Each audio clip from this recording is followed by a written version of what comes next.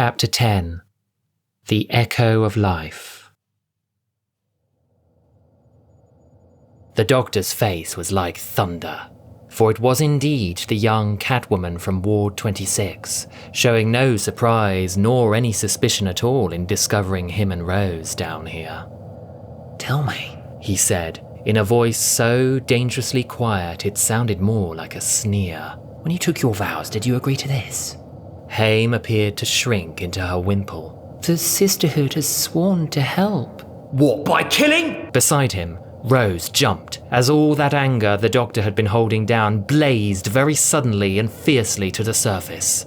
There it was, just like her fellow sisters, that practiced, rehearsed manner of saintly benevolence, all set and ready to explain herself as these cats explained everything else, in the calmest possible terms, as if it were simple, common custom. "My sisters and I are bound to a higher calling," Hame said softly. "A duty of care. This is the heart of our mission, Doctor, to share the burden of sickness so that others may be well again. It is the greatest act of sacrifice." "Sacrifice?" the doctor snarled. "What sacrifice have you made? You're all safe and warm up there in that hospital of yours, not suffering down here like these people." "But they're not real people," the cat corrected him, her gentle tone turning his stomach. "They're specially grown. They have no proper existence." The doctor's eyebrows shot up, and before he knew it, he was advancing on the novice, incensed, a ferocious gleam in his eye. Rose followed closely behind, but the doctor was fixed solely on Hame, his temper rising steadily with every word that left his mouth until he was shouting at her. "What's the turnover then? 1,000 a day, 1,000 the next, 1,000 the next, 1,000 the next. How many thousands? For how many years?" the doctor roared. "How many, Novice Hame? How many?" "But mankind needed us," the novice protested. "They came to this planet with so many illnesses, far more than we could ever treat. We couldn't cope." Her nun's wimple quivered as she bowed her head, eyes brimming with sudden tears. "We did try. We tried everything. We tried using clone meat and bio-cattle, but the results were too slow." The doctor was studying Hame in a vicious rage. Up until now, he'd known her as such a gentle soul, who'd smiled and laughed and shared stories with him, who had joined the Sisters of Plenitude so young and might very well never see her parents again. How could someone so kind be nursing the face of Beau upstairs while also partaking in such utilitarian brutality? The dissonance felt like a jagged wound in his side. 5 billion years, and there was still no end to the things you could justify with a few innocent little words. For the greater good. "Many years ago, I thought as you did," Hame said quietly. "I questioned, I argued, but I also saw wisdom. Our sisterhood has already saved the lives of so many, tended to those in need. All the good work that is being done, the advances we have made. Surely you can see it too." No. All I can see," the doctor spat, "are innocent men and women being born into the world and lined up like cattle to the slaughter. All I can see is you and your colleagues planting the seeds of life in a graveyard of your own making." Hame bristled at the description. "The goddess Santori would be ashamed," he cut across her. "You've got a whole dazzling city out there. 10 million human beings right on your doorstep, and this hospital's filling up with sick people you put there. And what for, Hame? Why are you doing this, eh? Profit? Belief?" The young novice winced and shriveled under his assault, her serenity beginning to slip. And still the doctor kept on. "Reclaiming the food chain, are we? Cats back in charge, is that it? Or, don't tell me, are you doing this for science? 'Cause last I checked, science was always about progress. Steady progress working all the way through theory, application and failure, and then you have another go at it. Cheap shortcuts never work out in the long term, not for anyone, and yours just so happen to have a pulse. So again, why are you doing this? You weren't there, the novice burst out suddenly. when the humans came. They were sick, and they were dying and begging for salvation. We had an outbreak in the New Savannah, a mutated supervirus none of our kind had ever seen before, and 87% of all the children on New Earth died in a single day. Can you even imagine what that was like? The stench of it. All those tiny burial pods. Hame's breath shuddered, and her voice was thick when she spoke again. They died, Doctor, and we were unable to prevent it. We needed something more, something better, to bring our world back from the brink, for the well-being of all things. So the sisterhood grew its own flesh. And that's all they are. Flesh. The doctor jabbed a finger at the endless green doors around them, rows of breathing corpses sitting oblivious in the dark. These people are alive, Hame. Look at them. But think of those people out there. The novice swallowed down her emotion and dared to muster a smile. The humans, back with their families, back to their lives. They're all healthy and happy because of us. Oh yeah, selling him a quick get-well fix and calling it a miracle. The doctor's raging anger had suddenly cooled to ice. Then tell me, good sister, how much does it all cost? How many out there on the surface can actually afford this life-saving healthcare of yours? Hame's smile faltered a little. Well, that's not... You're raking in the donations? You tell me. How many thousands, for instance, did it take to cure the Lady Ganoff? Or Mr. Esteemed Exclusive Duke of Manhattan? How many thousands for one man? How many billions? 'Cause let me tell you, if they live because of this, then life is worthless. At that, Hame's whiskered face hardened, and she was suddenly regarding him with something close to contempt. But who are you to decide that? I'm the doctor. He took another few angry strides forward at the novice's challenge until he towered over her, teeth ferociously bared, even allowing himself to enjoy the flicker of fear in her eyes. And if you don't like it, if you want to take it to a higher authority, there isn't one. It stops with me. It wasn't quite silence that followed, but long, deep breaths as the doctor's fury billowed out of him like an eruptive force, radiating off the walls, smothering the atmosphere and frightening the shadows themselves. Even Rose looked to be fighting the urge to shrink away, lest she too found herself swallowed up by his wrath. Where had it all come from? This anger and pride, the presumptuous arrogance in that last statement. Even for him, this was new. This was dangerous. And yet, the doctor immediately determined, it was true.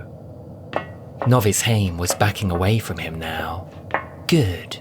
He wanted her to be afraid. He wanted her to stop justifying this to him.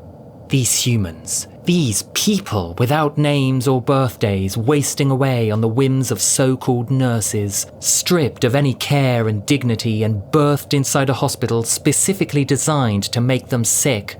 They'd had no one to speak for them their entire lives. Until now. Until him. Hame's stories about the face of Beau earlier called him the lonely god, did they? Well, so be it. Who else was there? Who else could fight the battles to come? Only he remained. The Oncoming-Storm. The last of the Time Lords. Then Rose peered over his shoulder, unnervingly calm as she picked at her fingernails. Just to confirm, she asked the novice in that horrible, dainty drawl which didn't sound anything like her London accent. None of the humans in the city actually know about this. Hame blinked, somewhat surprised at the question.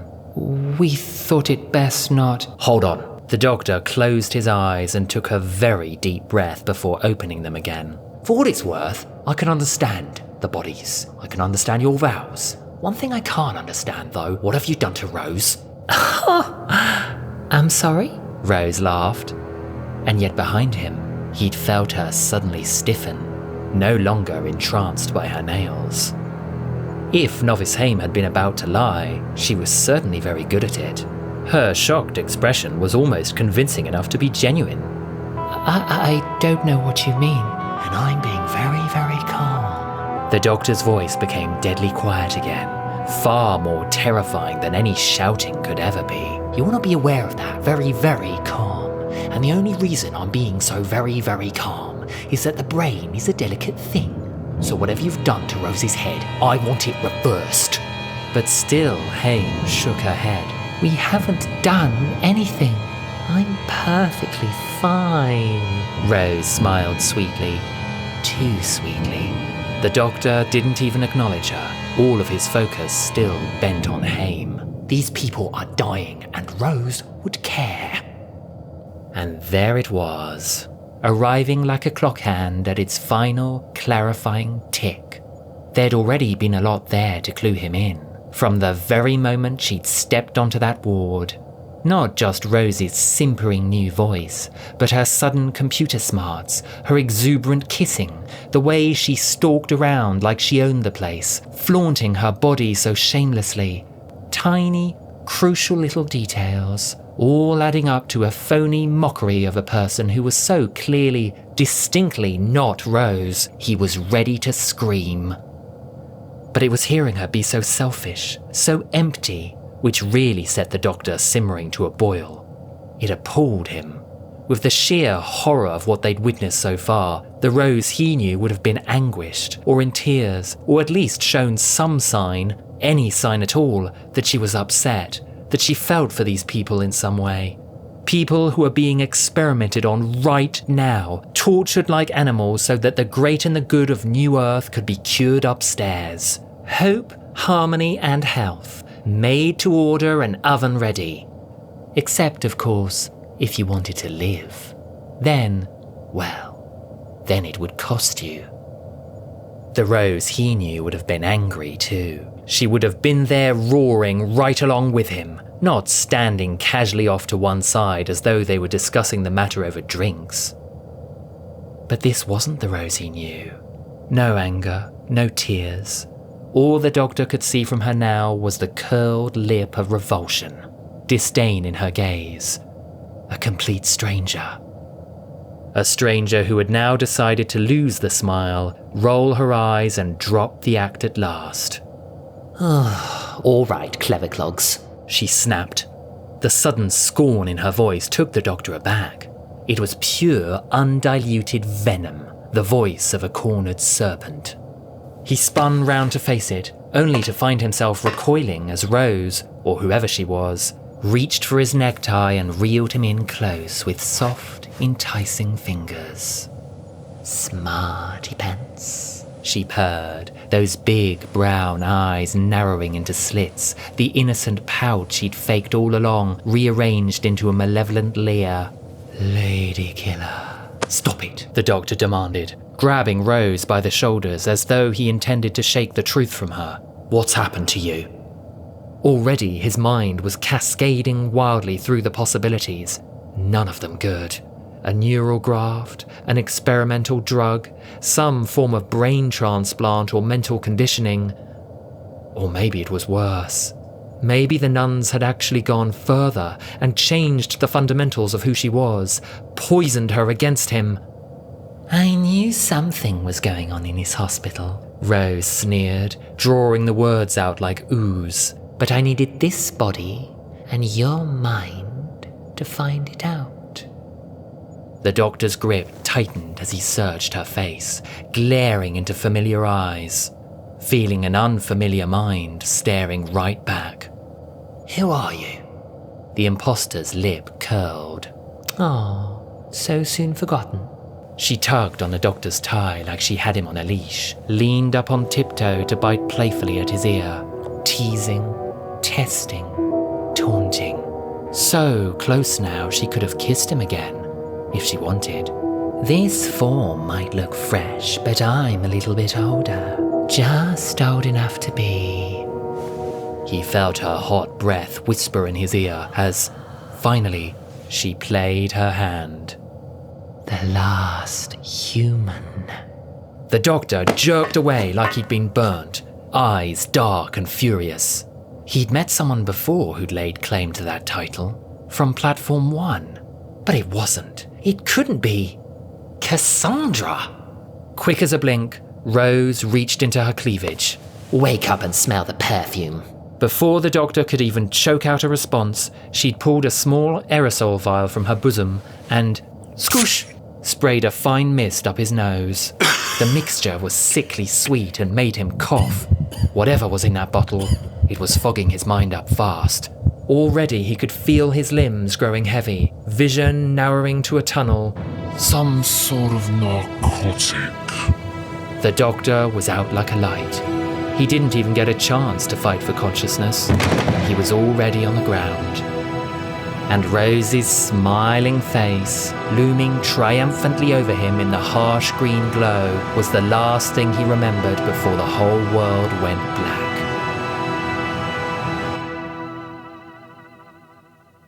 A silent scream erupted inside Rose's head, but Cassandra was more than pleased to see the doctor smack his head against one of the pods on his way down to the floor. Men, she smirked to herself, stuffing her knockout concoction back down little Miss Tyler's delightful décolletage. So easily managed.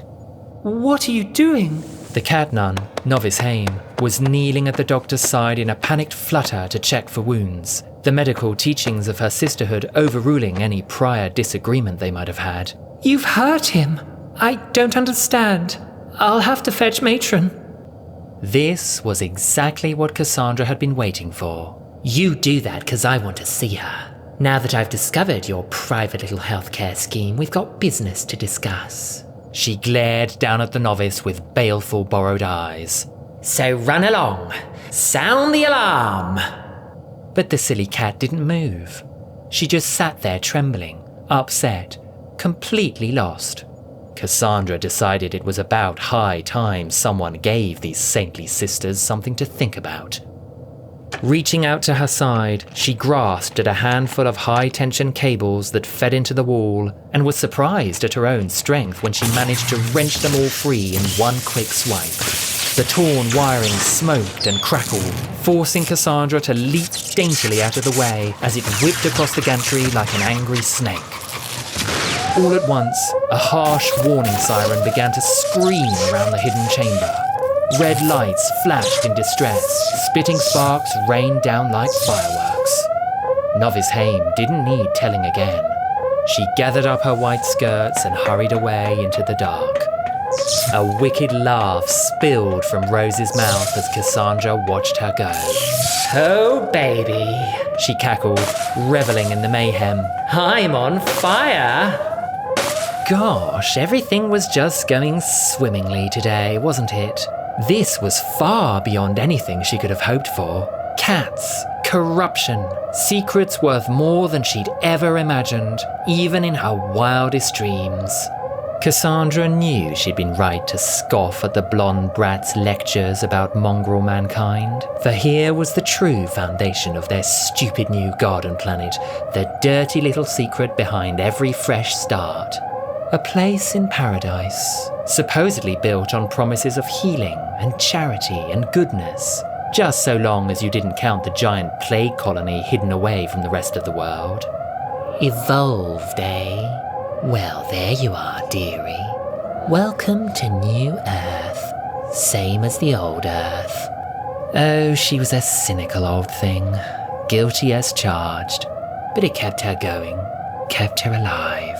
Beautiful even in cheating death, just like the doctor himself had been. Now that he was out of the picture, there was the simple matter of getting him situated before the spray wore off. Cassandra peered down at the unconscious brown lump on the floor and gave it a none too gentle nudge with Rose's foot. Stop! An unexpected jolt deep inside her head made her wince. Ouch! That had actually hurt. Leave him alone. She sent a vicious spike of pain Rose's way. Again with the backseat driving. Don't you ever shut up. You don't have to do this.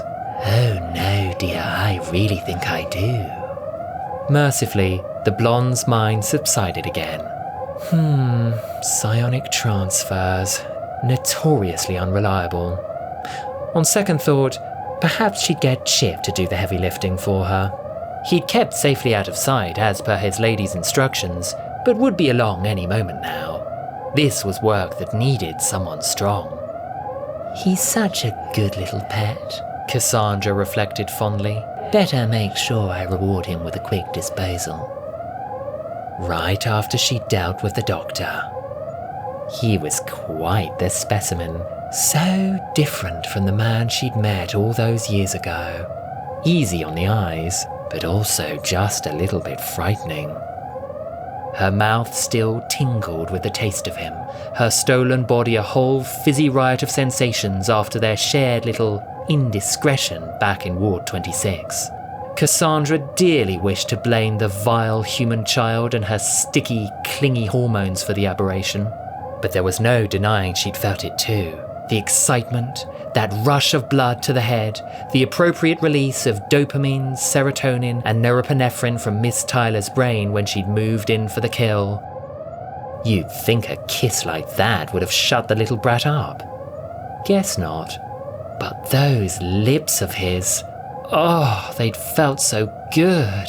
Her whole life, Cassandra had stretched and flattened and evened out her own flesh to follow the cravings of her mind.